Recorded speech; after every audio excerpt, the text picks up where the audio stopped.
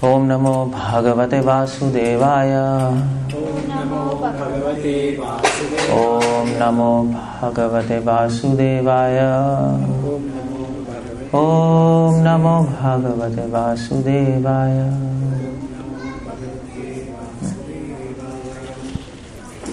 So this, just let me offer obeisances. Om Jnananti Madandasya Jnananjana Shalakya Chakshurunlitam Ena Tasmai Shri Gurve Namah Shri Chaitanya Manovistam Sthapitam Yena Bhutale Swayam Rupa Kadamadiyam Dadati Swapadantikam Namam Vishnu Padaya Krishna Pristhaya Bhutale Shri Mate Bhaktivedanta Swami Namine Namaste Saraswati Deve Gaurvani Pracharani Nirvishesh Shunyavadi Paschadishtari. So we are discussing this topic, and the name is 9-step ladder from faith to love. And this is a journey. Devotion is a journey, and a journey from tender faith to mature love, which everybody has to make on his own. Although devotees are there with us, our spiritual master is there with us to guide us, to show us the path, but walking we have to do. And that's why Prabhupada said, everybody has to fly his own plane. So all the devotees, this temple, all the facilities are there to facilitate. But if you don't walk, they don't help you. So it's a journey which is described by Rupa Goswami. Many Christians, many Islamic scholars, they have also recognized this, and there are many books written on that. For example, many Christians, one of the Christian saint, Teresa of Avila, she wrote a book, The Interior Castle. So we make temples outside, but you have to make a temple inside. And there are many books, other books like The Cave, and the cave is your heart. So it is said, Krishna stole butter in Vrindavan, and that signifies when your heart becomes like butter, Krishna will come and steal your heart. He'll enter your heart. So it's not enough that Krishna stands in the altar. It is important that he comes from the altar in your heart. That's what is devotion all about. He manifests himself in the altar for people who are non-devotees, to invite them, come to me. But then, after he invites us, he has done his job. Now it's our job to invite him to our inner heart. No, that happens now. First some people invite, and then you invite. And then there is reciprocation. And love is all about reciprocation. Love is all about relationships. It is not a monologue. It's a dialogue. That's what is love. So how do we proceed from faith to love? How do we achieve this kind of love? That's the question. What should we do? We all have 24 hours. We all have approximately same bodies, same level of intelligence approximately, same time, same mouth, same tongue, same chanting. But still some people are at super speeds. Some people are advancing, some people are at the same place, some people are not advancing, some people are gliding down, some people are crawling, some people are running, some people are walking, some people are lying flat on the ground. That's all. Different people are at different levels. Why it is like that? Because people who understand this internal journey, people who understand these steps, how to proceed from faith to love scientifically, how our acharyas have explained, how Prabhupada explained Nectar of Devotion, they can go fast. People who don't understand and they keep on doing the same things over and over again, then they don't advance fast. So that's the difference between Raganuga and Vedhi. Of course, people have different conception of Raganuga, but Prabhupada says in Nectar of Devotion, Raganuga Bhakti means when you understand why you are doing what you are doing. And Vedic Bhakti is what to do. So you're doing something, okay, what to do? Chanting, letting go in the morning, taking prasad, hearing lecture. But when you advance, then you understand why you have to do all these things. For what? What actually is happening in our heart, or should happen in our heart, that we should advance. And that is Raganuga Bhakti. And that is a fast path. We have to come to that platform. So, okay, what's the first step in devotion? There are 9 steps to love of God. And this 9 steps, from where this is coming? 9 steps. Why not 8? Why not 7? Who has told us there are 9 steps? So that is by Rupa Goswami. Rupa Goswami informs us there are 9 steps of devotion. That to love of God. And that he describes in Nectar of Devotion. In the Eastern Wave, 4th chapter and 111th verse. That's Sanskrit. So 1.4.111. There he gives a verse, and the verse is Adau Shraddha. You have heard this? Tata Sadhu Sang, Ata Bhajana Griya. Then Tato Anarth Nivritti Syat, Atha Nishtha, Tatha Ruchi, Asaktis Tatha, Atha Bhava, Prema, Tatha Prema, Sadhakanam Ayam Premna Pradhur Bhave Bhavet Krama. So slowly and gradually devotees advance from faith to love.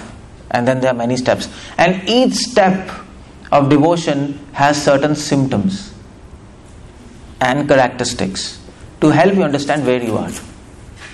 And to help you understand where you have to go, the next step.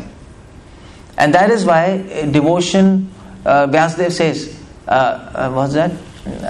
Yagya Sankirtane Prahir Ajantihi Sumedasa.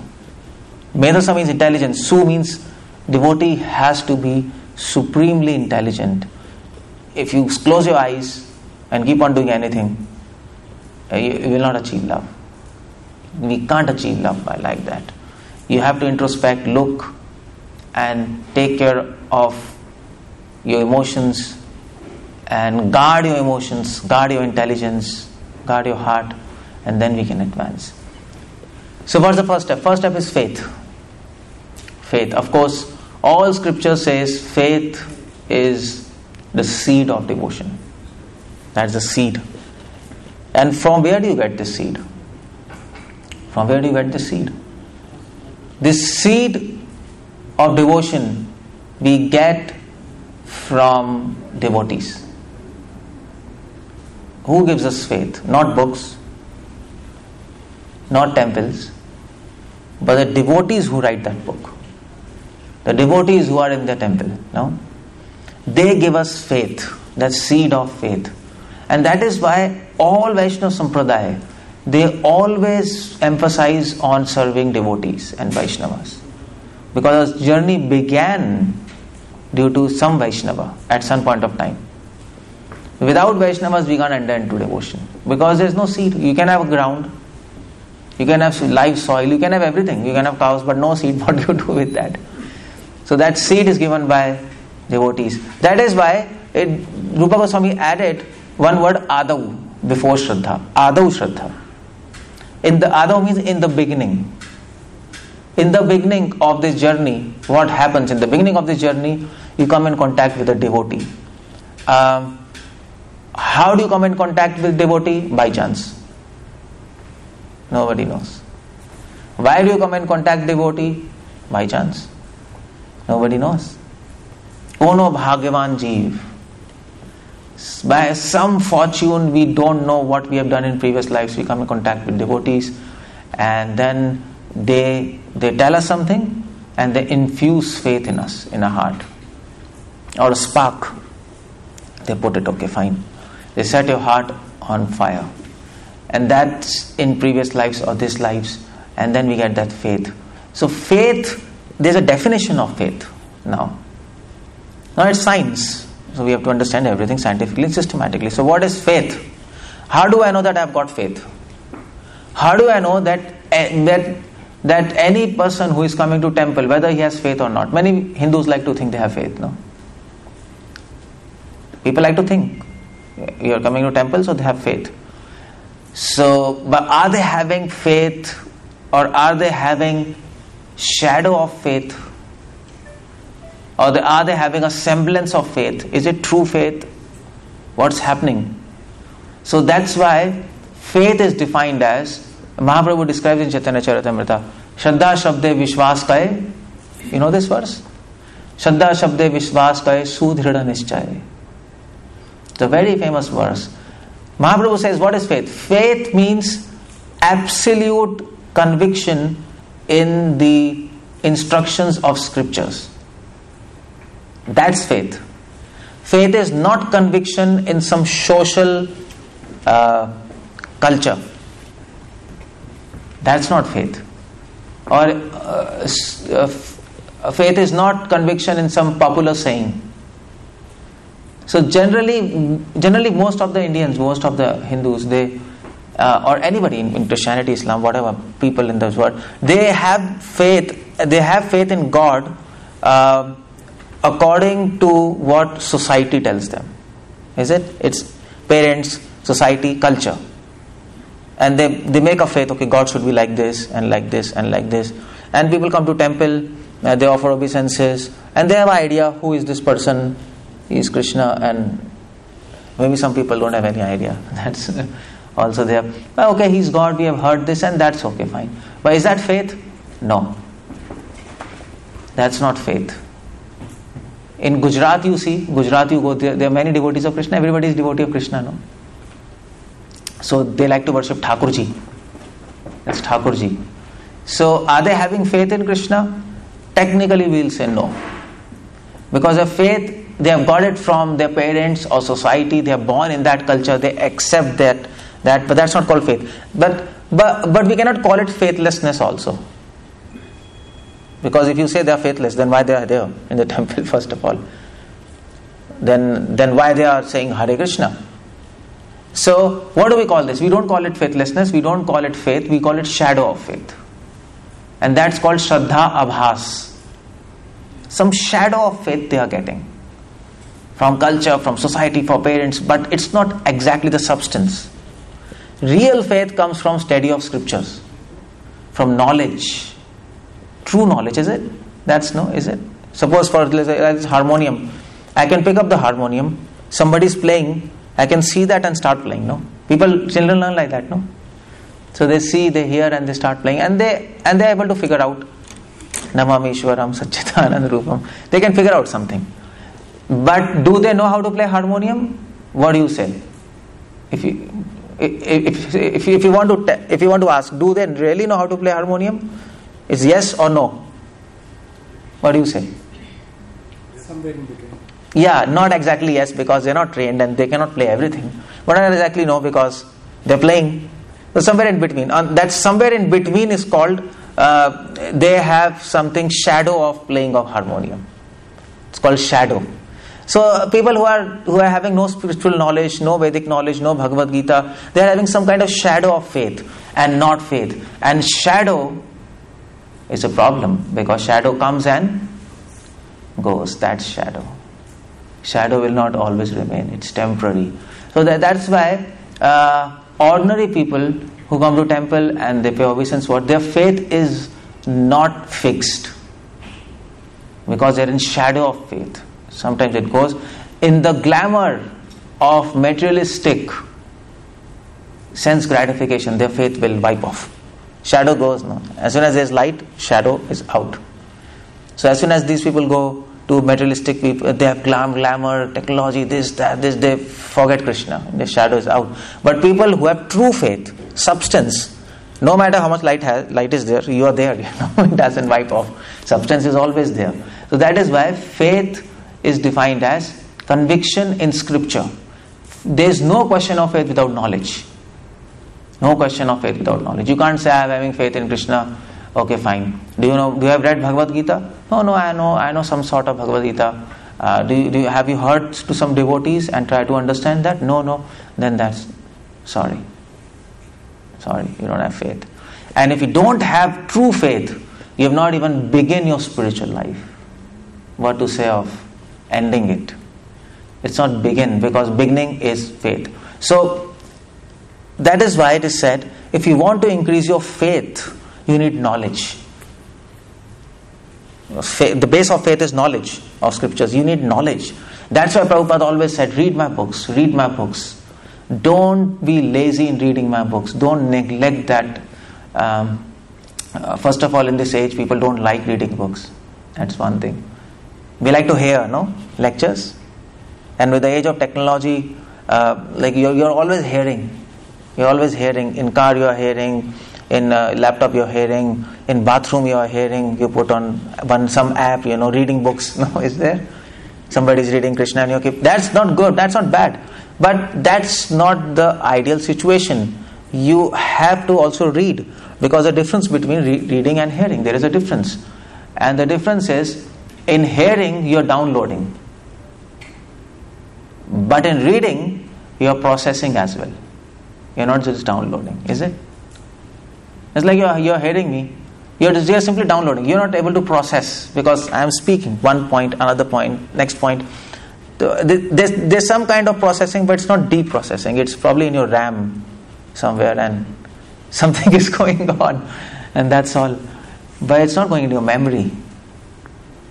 So that reading is required. So that is why there are two things. Shravanam includes hearing and swadhyaya.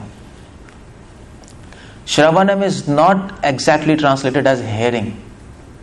Shravanam means hearing, but then scripture, Prabhupada says in Bhagavad Gita, Shravanam mananam nididhyasanam cha. That's in Upanishads. Shravanam also includes mananam. Mananam means swadhyaya. Mananam, you understand? Contemplation, processing, and that comes in swadhyaya. Swa means yourself. Dhyaya means meditate. So that happens. So when you read, you can read one line and think, then second line think, then link it back. That's what happens. So that's why it is said by Shankaracharya, if you're putting efforts to advance in spiritual life, and if you divide those efforts in 100%, if you make 100%, okay, your efforts are 100%. In that 100%, 25% will constitute your hearing. 25% is Shravanam from devotees, from spiritual master, whatever source, from app or from Facebook, take book or whatever you want. And then 25% is following Guru's instructions. That will help, that will matter. 25% is time. Before time, whatever you do, it doesn't mature. You need time. And last 25% is your swadhyaya, reading. So all four things should go together, and then our faith increases. Otherwise our faith doesn't increase. So everything has 25% quota. Guru's instructions 25%, it will contribute 25% to your advancement. Hearing will contribute 25% of your advancement. Time will contribute 25% of your advancement, how much time you spend. And then last is your swadhyaya, reading contributes. So if you don't read, 25% is gone. 25% is big chunk, no? 25% is big thing. People fail because of 25%.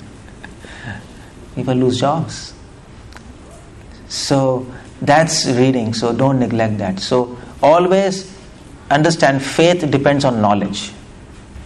Understand that. Take knowledge. Bhaktivinoda Thakur used to say, knowledge is power. Prabhupada wrote a book, The Sword of Knowledge. Is it? You have read that? The Sword of Knowledge? You read that book? They don't print it now, but it was there. Prabhupada wrote a book, Sword of Knowledge. And Bhagavad Gita says, with the sword of knowledge, cut this tree of material attachment. Because that knowledge will provide faith. Okay. So if you want faith, you have to associate with some knowledgeable devotee. If you want to nurture your faith, you have to get knowledge from devotees or hearing or reading, specifically reading. As that Prabhupada said, you should read all my small books, all my big books. Big books medium and big books. Bhagavatam, Chaitanya Charitamrita, Gita. Yesterday I asked you. Prabhupada letters, Prabhupada room conversations, Prabhupada morning walks. Everything you should read. Because everything contribute, have different role to play. And anyway, all those things I am going to talk on Monday. How Prabhupada books have different roles to play. But that's the idea of faith. Okay, so once you develop faith and you nurture it by association and by hearing and reading, then what happens? Then Ado Shraddha Tata Sadhu Sang. Then you want association of devotees. Once you take knowledge, then you will have doubts, is it? Definitely. If you don't have doubts, and if you are taking knowledge, this means you are not taking knowledge. If you are really understanding something, you should have doubts. Genuine doubts, is it? Otherwise you are not advancing. So, because then you will have doubts and confusions, and then you will search for devotees who can solve your doubts. And then you go to next step, Sadhu Sang. So to take more knowledge, you have association of devotees. Now the point is, if you're taking knowledge and if you don't have doubts, then you'll also not look for association of devotees, is it? You don't look for association of devotees, good association of devotees. So like last time I told Ram Milai Jodi, ek andha ek kodi. I don't know, that's in Hindi, but in English what is said? Birds of same feather flock together. That's the idea. So that devotee doesn't know anything, you also don't know anything, you're together, do some party, have some Bhakti Vikasa and eat prasad and go back. It doesn't help you. Doesn't really help you. I'm not saying Bhakti Vikasa is wrong. That's a very nice program. But you have to be careful what you are doing, otherwise it will reduce to some party. So you need some kind of higher association, and you will search for higher association if you have doubts. If you don't have doubts, if you don't read, then you don't have genuine doubts. And if you don't have doubts, then don't associate with good devotees. We will not want to associate. Is it? Why should I associate with senior devotees? I don't have anything to ask. Is it? And why they will associate with you if you don't have any questions to ask? The only link between two devotees are questions and answers, no? Otherwise, why they will associate? And that is said in Bhagavatam. If you want to respect a devotee, it's said in Bhagavatam, if you want to respect a devotee, you can give him flowers, you can give him prasadam, you can offer obeisances to him. That's very nice. But if you want to give true respect, ask a question. That's a true respect to devotee, because asking a question implies that you are giving respect to his knowledge. Is it? Why I am asking you a question? The fact I ask question to somebody, that means I am having trust that he is having knowledge and he will give me answer. I am having a trust. I am having respect for his knowledge. And that's what is real respect. Giving respect to that person for his knowledge, for his experience, for his realizations. No? That's what is devotee. Otherwise, what's the meaning of devotee? If I don't have knowledge, I don't have realization, then what's the point of me sitting here and speaking to you? It's absolutely crap. So that is sadhu sang. So if any point of time you don't feel like taking association, or you don't feel like searching for a good association, this means you're not reading. This means you're not reading. Even if you're reading, it's just mechanical. Just mechanical. So reading means contemplation. Remember this. Means contemplation, not just finishing. Okay, these many pages I'll read today. Every day these many pages. You can do that for a discipline, but do in such a way so that you are forced to contemplate on that. So when you contemplate, you'll get doubts, and then you will search for a proper devotee. And that's what happened with Buddha. Siddhartha, you know Siddhartha? He just left his house. He was in search of gurus and spiritual masters and monks who can solve his doubts. How to get released from birth and death. That was his question. He was going and asking people. And that's what we take sadhu sang for. Okay, so we take association of good devotees. We ask them questions. If you don't have any good devotees now to answer the questions, write them in a copy. Keep on writing. Make a data bank of questions. And whenever you meet some good devotee and you think, okay, they can answer me, ask them questions. That's the way how to advance. I used to do personally when I joined the movement. I used to read, I used to have many questions, I used to keep on writing. Whenever I used to meet devotees, or I used to search them and then ask them questions, and then after hearing answers, still you might have some questions, no? It's not that you will be super convinced.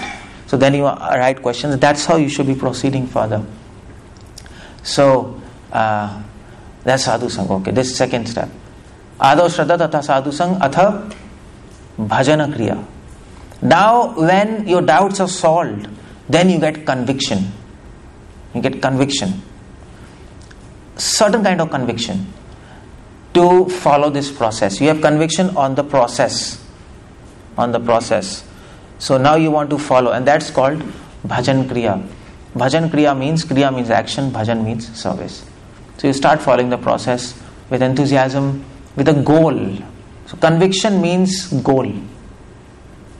That is very important to understand. So when your doubts are cleared, your goal is cleared. And when your goal is cleared, then you start acting to achieve that goal. So our goal is love of God. And we are working for that goal. Our goal is not preaching. That's important to understand. Goal is love of God. That's what Mahaprabhu said, no? Krishna prem pumartho mahan. We are preaching to distribute that love. That's a mission of life. That's what we are supposed to do. That preaching is a part of life. Is it? Just like brushing, taking bath. Is brushing your goal of life? No. Is taking bath? No. That's a part of your life. Preaching is a part of life of a devotee. He can't live without preaching, no. You have to preach. Book distribution, prasadam. We all feel like that, no? If we don't do book distribution, preaching, and all these, we don't feel good. Mangalarti, we don't feel good. That's a part of life. But the goal is, we are doing all these things to get love. That's very important. And that has to be clear, otherwise you lose enthusiasm. So bhajan kriya has to be understood carefully. Bhajan kriya means doing some actions or serving Krishna, or doing all these actions of preaching, everything, to achieve our goal of love of God. So conviction demands goal or aim of life. There is no question of conviction if you don't know the aim of life. So you might say, okay, I am convinced in devotion. But then, are you clear your aim of life is love of God? Well, I heard it 4 years ago, but I don't even think of love of God. It happens, no? We don't even think of this. Life's aim is love of God. We have just forgotten that. Most of us, we just forget. But don't confuse process with your goal. This is a process we are following to achieve that goal. Don't be entangled in the process. That's important. Although after attaining love, we'll be doing the same thing. After attaining love, we'll be still preaching and taking prasad and chanting, but that will be a different take altogether. Now at the level of sadhana, we're following a process to achieve a goal. And that's what Rupa Goswami says, niyam agraha. Don't get involved in the rules and the process and forget the aim of your life. And that's very easy to do. That's very easy. That will happen. Everything will become mechanical after some time. And you see for yourself. How many times do you remember in a day, my life's aim is love of God? I don't think so. Remember? No, is it? We don't remember. It's like lost, like finished. So that is bhajan kriya. Fix your goal, love of God. Make yourself remember, my goal is love of God. And that you can do by reading Chaitanya Charitamrita daily. That's why Prabhupada wrote Chaitanya Charitamrita. If you read Chaitanya Charitamrita daily, you will always remember your goal of life is love of God. That's why it's so important to read Chaitanya Charitamrita. At least for devotees who are there in this movement for last 5, 6, 10 years. And that's why I was asking how many people have read Chaitanya Charitamrita. But I don't get a proper answer from anybody. Nobody has read Chaitanya Charitamrita even once. Nobody even knows the names of Mahaprabhu's associates. It's so unfortunate to hear. Okay, so I'll ask you a question. Who was a personal servant of Mahaprabhu? Govind? Okay. Any other? That's good. Any other? That I could imagine you would have known that. Any other servant? of Mahaprabhu? Makardhwaj, you know that name, Makardhwaj? Oh no, he was, that's Chaitanya Charitamrita. He was one of the servants of Mahaprabhu. He used to make way for him when Mahaprabhu used to go to the temple. So there are, you should know Chaitanya Charitamrita like a law book. You can forget your name, but don't forget names of associates of Mahaprabhu. It should be like that. Should be like that. If you love him, love means you love him and you love everything about him. That's love. So who was Rudra Pandit? Who was Mahesh Pandit? Who was Paramanand Puri? Who was... have you heard these names? Have you heard these names? So there's so many. That's what Chaitanya Charitamrita is all about. Please read Chaitanya Charitamrita daily. That's the question. Then, so do something, do anything which will make you remember your goal of life, love of God. Do that. Do that. And this is the best book to make you remember. So that's Bhajan Kriya. Bhajan Kriya, keep in mind, it's not just following a process. It's following a process with the aim to achieve love of God. So Bhajan Kriya also includes, the action, with the action which is goal directed, and action with eagerness to attain that goal. That's Bhajan Kriya. So, for example, you feel hungry and you feel extremely hungry. Since morning you didn't eat anything, you go for a work and come back and enter the house at 8 o'clock. You didn't eat anything. Then you will be just searching one thing, food. No. That's there. That will be only there in your mind. Nothing else. Food. I need something to eat. That's also that. Just like a hungry man searches for food. Similarly, Bhajan Kriya means hunger to attain love. With that hunger, we have to follow this process. And how to get that hunger? By reading Chaitanya Charitamrita. So, or reading probably Prabhupada's life or something. We have to make yourself remember. Okay. Or Chaitanya Charitamrita, or you can also read Nectar of Devotion. That's a very nice book to make yourself remember what is love. So Bhajan Kriya, okay. So now you follow this process. So you understand the symptoms of this third step. If you're following the process without eagerness to attain that goal, this means you're not at level of Bhajan Kriya. We are somewhere. We are not in the process. We are like a machine. We are nowhere. We don't advance. So if you follow this process nicely, Bhajan Kriya, then you go to next step. Shraddha, Sadhu Sang, Bhajan Kriya, Anarth Nivritti. Then your heart becomes cleansed. So anarth means, earth means valuable. Earth means, in Sanskrit, artha means money. Arth Shastra. We all know, no? Earth.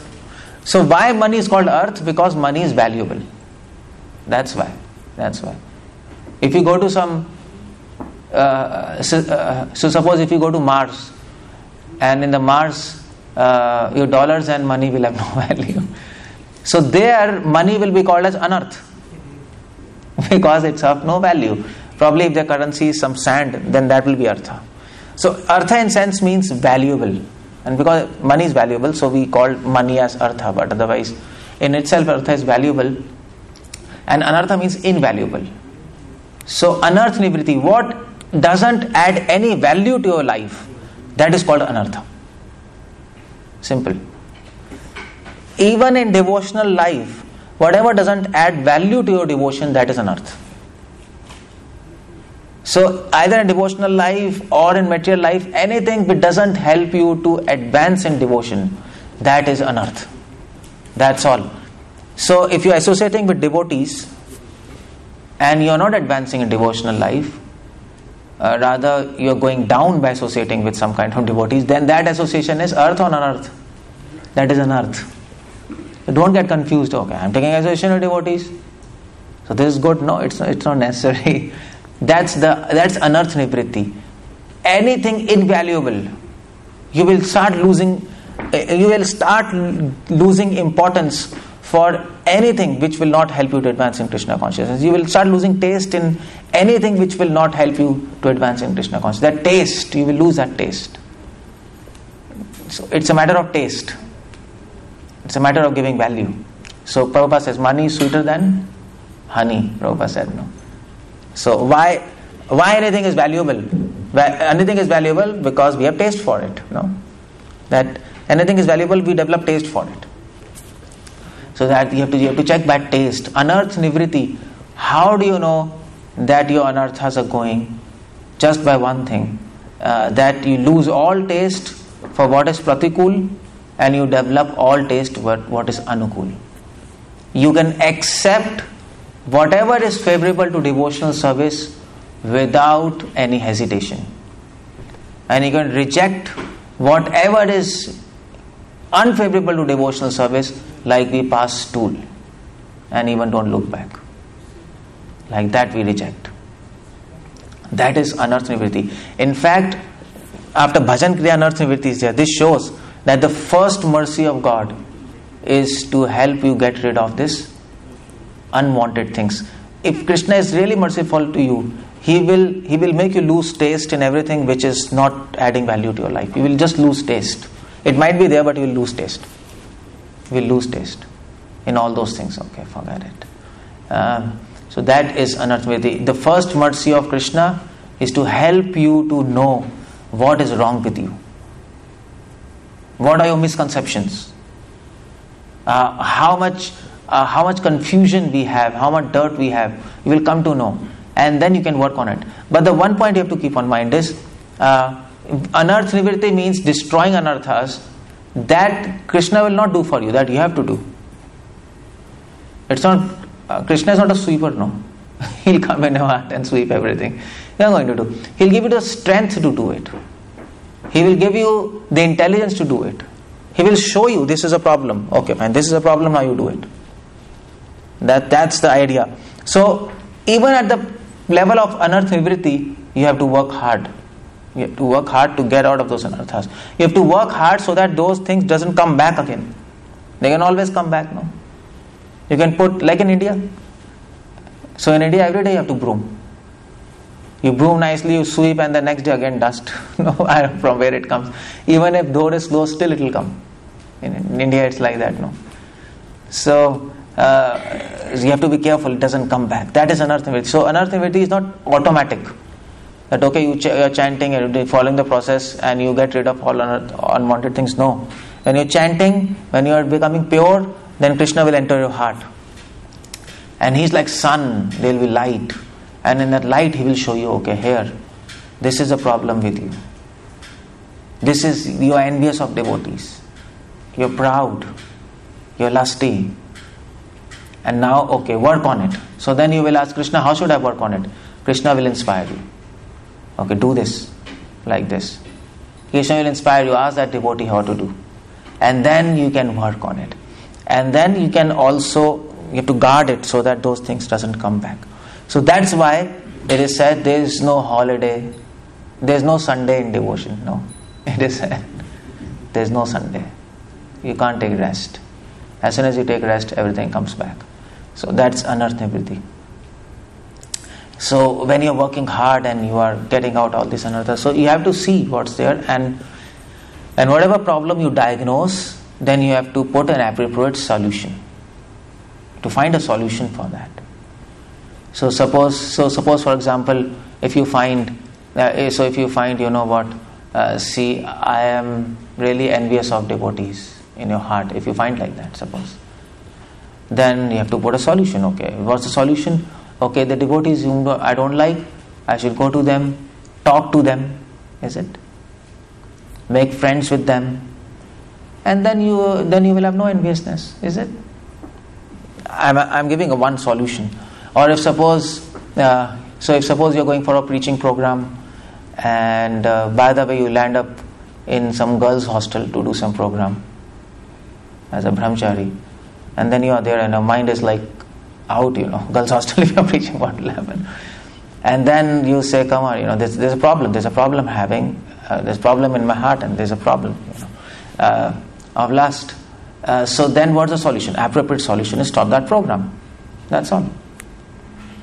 Don't go to that program. You see, I'm giving examples. Some solution you have to think. Every situation have different solutions. And if you pray to Krishna, He will provide you a solution. He will provide you a solution. But He will provide you a solution if you want that solution. So don't think everything will happen itself. I will keep on chanting and automatically my heart becomes pure. Yes, automatically it will become pure. But then it will happen if you put some efforts. We have to try from end. Prabhupada said in lecture, yes, automatically in this lecture only. So 1968 October 20, in Seattle he was giving lecture. And Prabhupada said, yes, by doing devotion, automatically our good qualities come. Automatically you lose taste in this material world, but you should try also to develop good qualities. You should try, and then Krishna will help. Krishna will tell you how to do that. So that is anartha nivritti. And then when your heart becomes clean and you are working on that like a surgeon, like a mechanic, you are not a mechanic no, like a surgeon, you are working on your heart, then anartha nivritti sat, then atha nishtha. Atha means now. Now Rupa Goswami doesn't use tato. Then he says, first he says you get faith, then you get sadhu sang, then you get bhajan kriya, then you get anartha nivritti. And then he says now atha. Now you get nishtha. So now there's a transition in your devotional life. When you are doing all these things, sadhu sang, bhajan kriya, anartha nivritti, you're working hard to find good devotees, to solve your doubts. You're working hard to serve Krishna with a goal and not losing sight of the goal and trying to make yourself remember love is the goal of my life. You're working hard to clean your heart and also devise some plans to get out of any situation which will make you fall down. When you're doing that, then one day then Krishna will give you many gifts. He will start giving you gifts, no? Because you're working hard, you get a reward. Is it? When you work hard in a company, you get gifts. So now Krishna will start giving you gifts. Or in company you say perks, you say perks, no? Now you get perks. So that's why Rupa Goswami says atha, now. He doesn't say then. Then is over. Now you are on the fourth step of ladder. And now you climb one step, Shraddha, next step sadhu sang, next step bhajan kriya, next step anartha nivritti, fourth step. When you go on fifth step, you get a prize. But first you have to make to fifth step, five steps, no? Just like child. So we say small children, we say walk. When children start walking, small child, 1 year old, and we say, come on, walk, and he starts walking, and he's standing there, you are here, he walks and he falls down, then he says, come, and he stands up again, walks, and when he comes to you give a toffee, okay, nice, no? And that's the idea. So when you reach this platform of bhajana kriya, then the fifth step, nishtha, then you get a prize. And the prize and the reward and the gift is, first gift of Krishna is nishtha. Nishtha means that kind of faith which cannot be destroyed in any condition. Even if entire world says Krishna is not supreme and you are alone, still you will say no problem, I will follow Krishna. That kind of faith. Even if you don't have any books, all books are lost, all temples are lost, you are in the jungle, but still you will not leave Krishna. Even if somebody comes and convinces you there is no Krishna, Krishna is not God, still you will not leave him. That is nishtha. Nishtha is absolute faith in the supremacy of Krishna, in his devotional service, and in the goal of life, love of God. Absolute faith. Nobody can deter you from that platform. That is called nishtha. So nishtha means a point of no return. That's nishtha. Before that, you can always return. And that means no return at the level of body, no return at the level of mind. So at the level of nishtha, what will happen? How will you know that I have nishtha or not? How will you know that? You can know that by your chanting. When you chant, your mind will not return from the holy name. Is it? That means your mind will not go here and there. If your mind is going here and there, that most of us happens, no? We chant and our mind is all over. This means when you're chanting, your mind is going up to the holy name and then coming back to this material world. No? That's happening, no? You chant Hare Krishna, Hare Krishna. For some time your mind is focused on holy name and then it returns back to its nonsense thoughts. So that means you're not convinced. You're not at platform Nishtha. At the level of Nishtha, your mind will not think anything except Krishna. If you want to fix it, it will fix. It will fix.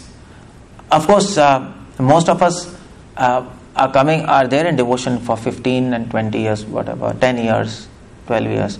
So you might say, okay, so we are not at level of Nishtha, because even after 12 years, your chanting in your mind is like going here and there, and it's just like all over the place, and you're not able to control.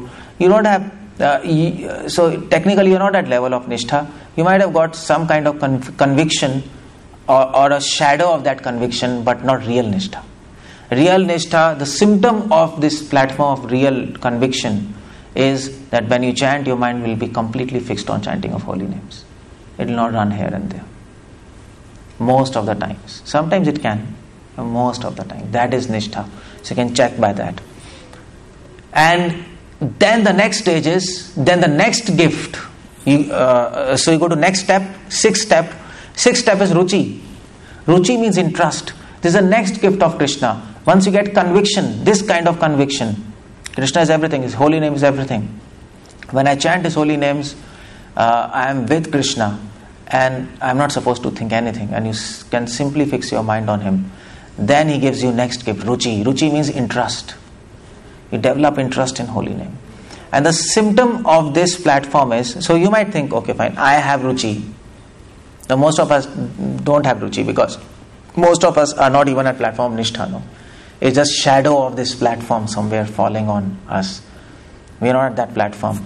And what is interest? How do we know we have got real Ruchi for Krishna? Is it sentimental? Or we are at platform Ruchi, real Ruchi? Are we having shadow of Ruchi? Or we are having substance of Ruchi?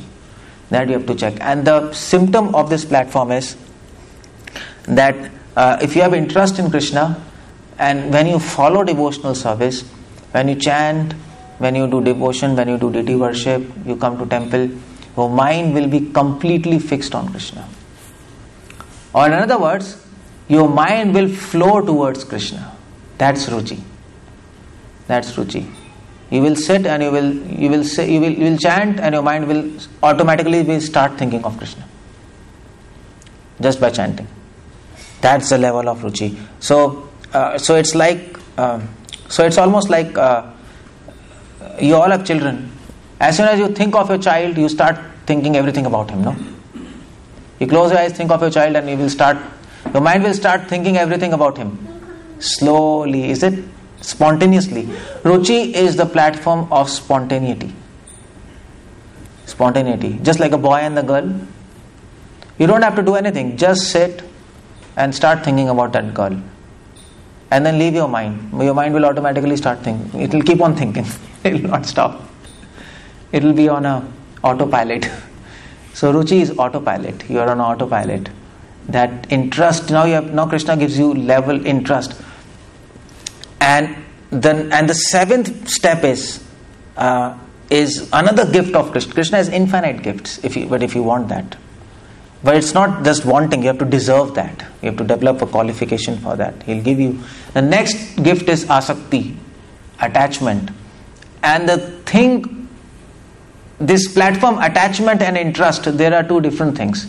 At the platform of Ruchi, your mind spontaneously flows towards Krishna. But when you go out of temple and you go to Hollywood, your mind will also spontaneously flow towards movies.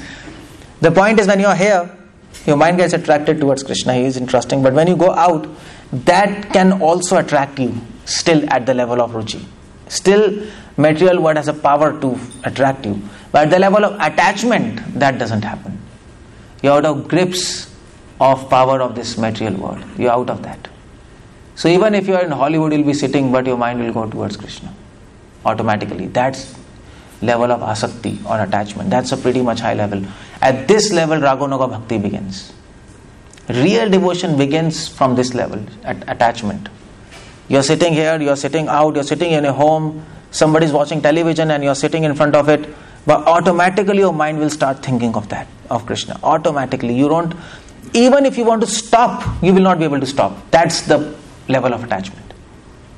If you want to stop thinking about Krishna, you will not be able to. Just like girls and boys. Even if they want to stop thinking about that girl, he will not be able to stop it. No? If you fall in love with a girl, you can't stop. Your parents will be saying, no, leave that girl.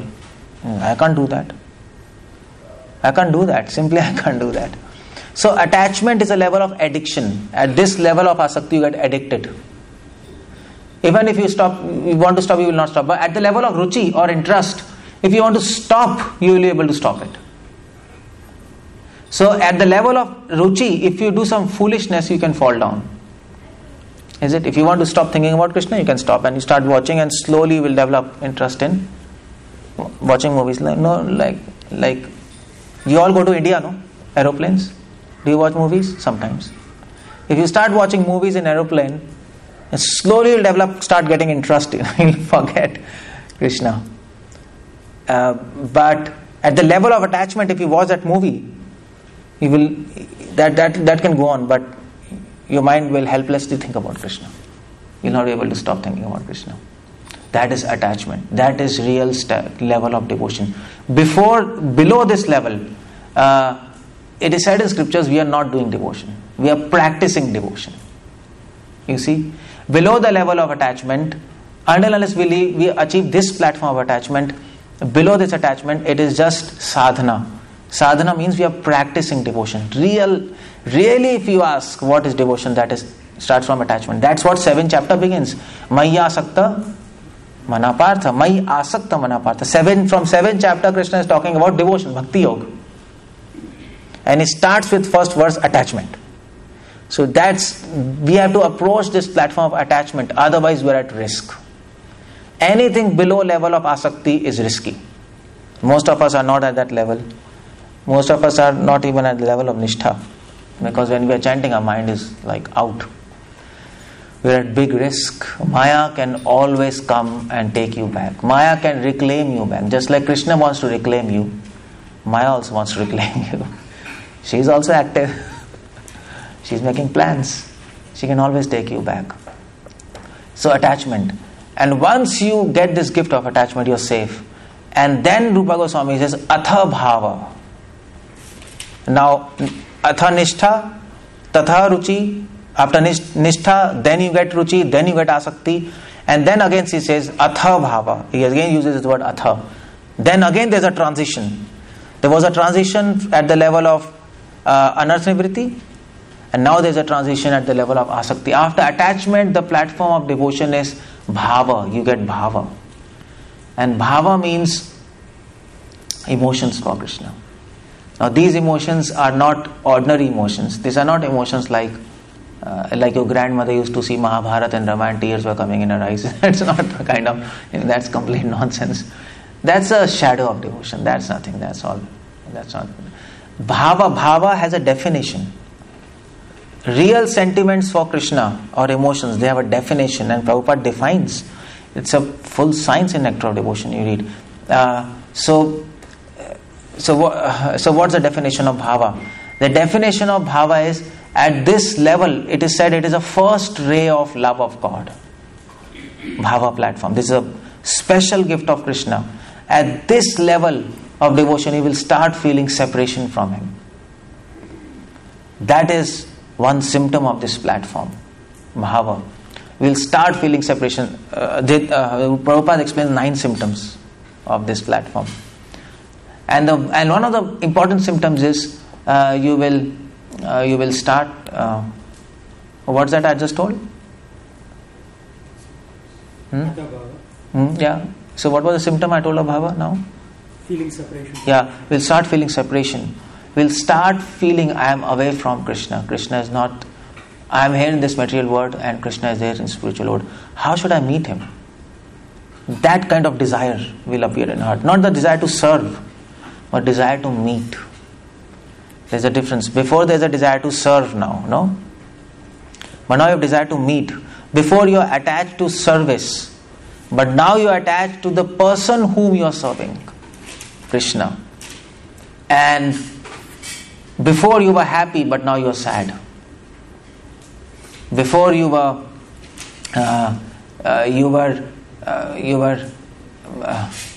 doing so many things in spiritual life. You were actively serving Him. But now also at this platform you serve Him, but with a feeling of separation from Him. That's what this platform is. It's a very high platform. So people say, okay, I have sentiments for Krishna. I weep when I see Krishna. Many people are like that. No? They get tears. Especially women who are weak-hearted. Generally they get tears and they like Krishna. Okay, I have sentiments. But then if you love Krishna, then you should also feel separation from Him. No? If we love our child, if he goes away, we feel separation. Is it? So that is what is one of the symptoms of bhava. And Prabhupada says another symptom of this stage is avyarth kalatvam. You will never waste time. You will hate wasting time. The symptom of bhava is you will start hating yourself. You will start hating yourself. Why? Because we will understand that the greatest obstacle between me and Krishna is myself. That's all. It's not Maya. All the time we have been blaming Maya. All the time we have been blaming offenses. But now you will understand who is stopping me to go to Krishna? Me. It is I who is coming between me and Krishna. As soon as you remove this I, you are perfect. Removing I doesn't mean destroying I.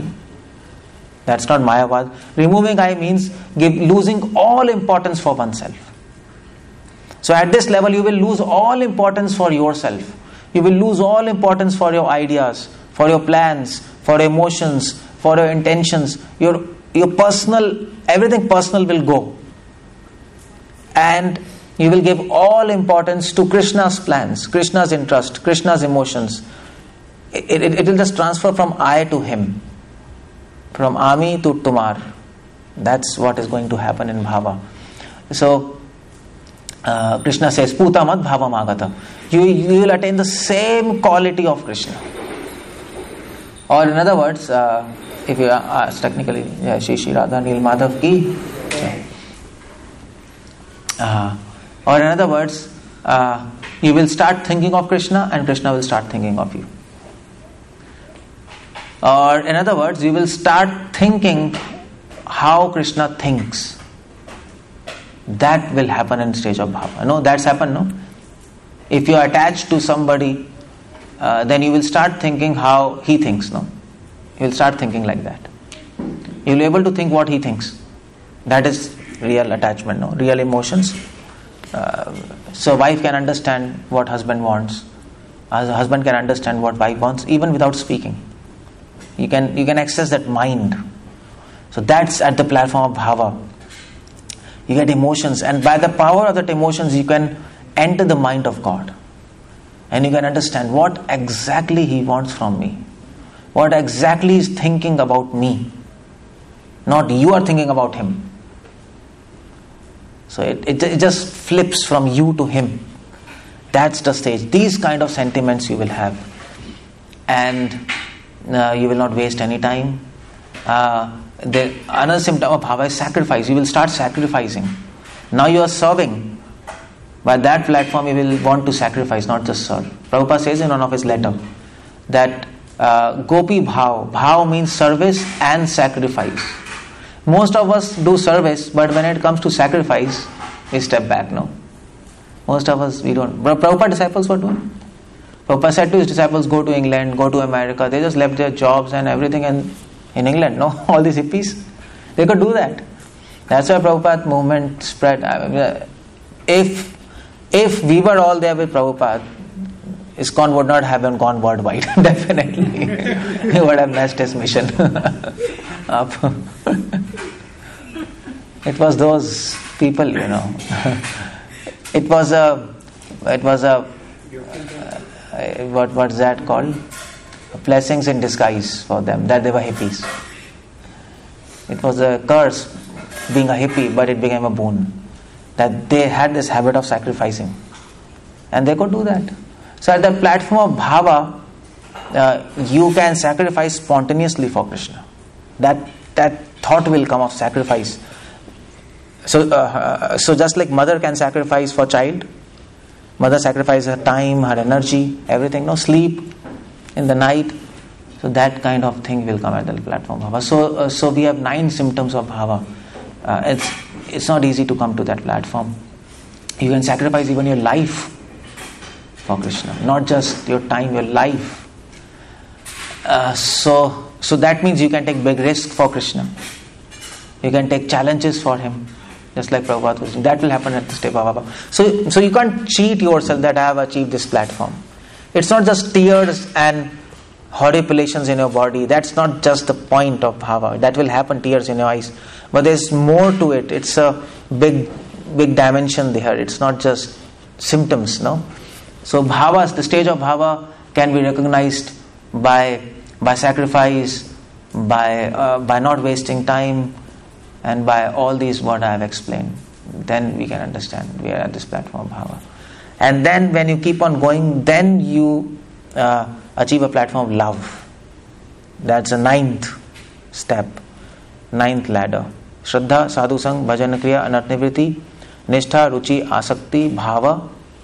8th and 9th. When you go to 9th step, Krishna will give you the final gift, and that is love of God.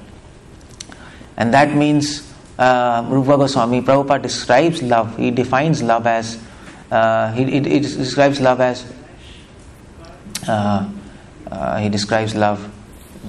Hirdiyasya marsne mamta atishayankita bhaveva sandranatma prema iti prema nikatyate. That's 1.4.11. That's the verse. 1.4.11. And Prabhupada explains there in Nectar of Devotion that the symptoms of love is in the Hirdiyasya marsne, your heart will melt. And what that melting means, your heart will have a desire to have relationship with him. Previously there was a desire to meet him. But now there is a desire to develop a relationship with him. Krishna, I want to develop a relationship with you. So for example, when Ram went to forest, Danda Karane, those rishis wanted to have a relationship with Ram, no? They wanted to marry him. So that kind of thought will come. I want to have a relationship with him at the platform of love. I want to be with his friend or something. Some family tie with him. Is it? That is love, first symptom. And the next symptom of love is mamta atishayankita. You will think Krishna is yours and you are Krishna's. That reciprocation will come. Krishna is my sweet Lord. Isn't that George Harrison? He sang that. Krishna is mine and I am Krishna's. Krishna is my master's master. That's what we think. So at the level of love, you have possession, you have possessiveness for Krishna. Just like we have possessiveness for our body, is it?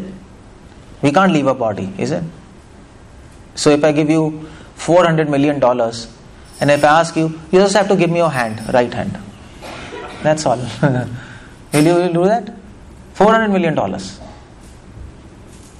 No, not right hand. That's impossible. You will not do that. Because we have possessiveness for a body. We can't lose anything, any part of our body. That kind of possessiveness will come for Krishna. In no circumstance you want to leave him. And no circumstance can make you leave him. No circumstance, no time, no place can make you forget can make you forget him. That's impossible. That's why Prabhupada said in America, he said, I never left Vrindavan. I'm always in Vrindavan. No, that's love, that possessiveness. Krishna is mine. Krishna is my Lord. That will come. And the third symptom of love is mamta atishayankita bhava sandranatma. Your bhava will become very condensed. That means your separation from Lord will become very condensed. And to the extent that even when you are seeing Krishna, still you will feel separation. That's love. So you are in front of Krishna, but still you are feeling separation. That kind of separation you will feel. Sandhana Atma, condensed bhava, condensed emotions. So how this is possible? Krishna is there in front of me, but still I feel separation.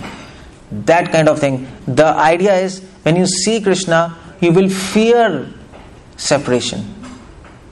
When you see Krishna, you will not think, okay, now I am seeing Krishna, it's nice. You will think, the next moment I have to leave him. And he will no longer be there in my sight. So that kind of separation. At the level of love, your emotions become so condensed that at this level you can sacrifice anything for Krishna. Anything. Millions of lives you are ready to sacrifice. At this level, the bliss will become so condensed. Happiness will become so high that you will come to temple and pray to Radha Nil Madhav, please stop this happiness. I can't tolerate it. I'll die. You will not pray to him, Krishna, please give me a drop of happiness. That's sometimes I'm completely worn out. At this level you will pray, Krishna, please stop this happiness because I'm not able to serve you now. It's so much happiness, I can't do your service. I can't even chant your rounds. And that was Chaitanya Mahaprabhu. So anyway, about this particular concept of happiness, I'm going to talk on Friday or Saturday something. And the name of the seminar is Madness in Action. Chaitanya Mahaprabhu. I'll talk about that in details. But the idea is, at this level, what Mahaprabhu was experiencing, you will pray, Krishna, please stop giving me happiness. I don't want to remember you. Because I can't do your services. It's hampering my chanting. Chaitanya Mahaprabhu was saying Hare in the night, Krishna in the morning. He couldn't finish his rounds. So much happiness. That is love. So, are we at the level of love? We can't even see it now. It's somewhere above the clouds. We are not at that level. We have to go to that level somehow or the other. If we have to go back to Godhead, we have to achieve this platform. If we don't come at this platform, we are coming back in birth and death. It's not a game. It's not a joke that you do whatever and Krishna will take you back. No. That's why Rupa Goswami is explaining these symptoms. Why is explaining all these symptoms? To help us know where you are. So if before you leave your last breath, you have to be at this platform. And you can know whether we are there at this platform or not. And if we are not, then it's time to work hard. It's no time to waste time and to chit chat and parties, and that's no time now like that. It's time to read books. It's time to chant nicely. It's time to spend time on meditation and contemplation. That's love. Bhava eva sandranatma. And then that is called love. So that is the final gift of Krishna. And then after love, when you attain love, that's not the end. Because there is no end in spiritual life, no. In material things, everything ends. But in spiritual, nothing ends. If something ends there, then that is not spiritual word, that is material word. So even after love, then Krishna has many gifts. There are still higher levels of love. Still Krishna, if you can, you can. If you want, you can. If you don't want, forget about all those higher stages. Even love will not be able to achieve. There are levels of, after love you get sneh, man, pranay, and then bhav, mahabhav. There are so many levels. The sky is unlimited. All birds are flying in the sky. But some at low level, some at higher level. Vultures fly very high. Even some birds, they can be there, they can fly even more high. So that's up to you. That's up to you how much high you want to fly. Everybody is in the sky. But now it's up to you how much high you want to fly. And Krishna is ready. Krishna is ready. Krishna is ready always to help you. But if you want that, that's what he's waiting for. He's just waiting for your wanting. And then he's there. He's always there. So, my request is, please, we are all fortunate to be in mission of Lord Chaitanya. We are all fortunate. But if we don't attain love of God, even after coming to this mission, we will be the most unfortunate. We will become most unfortunate. You are just on the bank of river of nectar and you don't take a sip. What people will say? You are crazy, you are mad. You are most unfortunate. And that's what we are there. It's there, but now you have to drink it. So the way to do it is chant nicely, read Prabhupada books, always keep your goal focused. That is why I read Chaitanya Charitamrita. Don't forget what is your goal. And associate with good devotees and then meditate, contemplate and advance. Now this is 9 steps to the temple of love of God. Hare Krishna. Srila Prabhupada ki jai. I have a comment and one question. Yeah. First one is you mentioned the spirit of sacrifice. Immediately Prithu Prabhu came to my mind. So between East Germany and West Germany, he would take his Mercedes and smuggle books into East Germany. Acha? Oh really? And if he's caught, finish. Acha? It's almost like near death. Oh then see. That's a good. Yeah. They sacrificed. Yeah. That's why they got mercy. Right. And the second example that came to my mind is one of the devotees, a Russian devotee who passed away about 8 years ago in this temple. Hey, in this temple? In this temple. He was in Russia and then finally Acha. arrived in America. So he used to smuggle books in Russia. What was his name? I don't remember. He was a very senior. Acha. He used to smuggle books in Russia. Again, if he's Yeah, they're gone. Yeah, they're gone. So when he passed away in one of the hospitals in Seattle.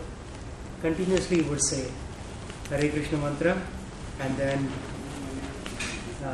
Jai Nitai Gaur, and he passed away saying that. Acha, see? His level was at a very... So like that, people... Mataji's dad, yeah. I don't remember Deepak Prabhu's name now. Cakes used to make that big cakes. Okay. And the question I have is it simultaneously possible to be in multiple, right? Now, it looks like based on your explanation, I feel, I am in Shraddha stage. And based on some of the examples that you have given, I feel that, I am in Sadhu Sangha stage. No, actually what is happening is, we are not exactly at that stage. So for example, Nishtha. We are not at level of Nishtha because our mind is like running here there. Yes. But the shadow of those stages fall on us now. They're higher, no? So their shadow falls on us. Some effects of those stage even you can experience now. But you're not at that stage. Yeah, definitely not, because we cannot... Yeah, we are not at that stage, no? Yeah. But some effect seeps down. By causeless mercy of Krishna, He will give you a glimpse of those stages. Let me put it like that. To enthuse you, is it? So sometimes we chant and our mind is fully fixed. And it's so bliss. And then it goes. So we are not at that stage. If we would have been at stage, then we would earn that thing. But now Krishna is giving just a sample. He keeps on showing, okay, this is a stage, achieve this. So now it's all samples, that's all. Some kind of drop by Krishna he's just showing us. At the stage. So it answers your question? Like that? Yeah. Okay, so if that's it, thank you very much. And I have some